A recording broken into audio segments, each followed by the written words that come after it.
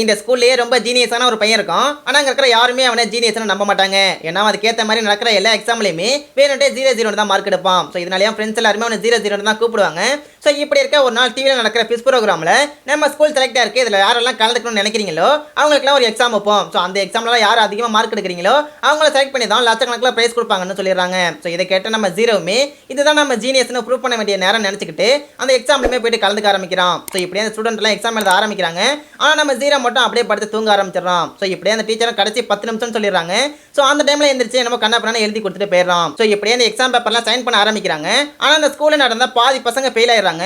அதில் ஒரே ஒரு பையன் மட்டும் 100க்கு 100 மார்க் எடுத்திருக்கான். யாரான்னு நினச்சி பார்க்கும்போது தான் அது வேற யாரும் கிடையாது, அது நம்ம ஜீரோ தான் அப்படின்ட்டு. ஸோ இதை கேட்ட உடனே ரொம்ப ஷாக் ஆயிடுறாங்க.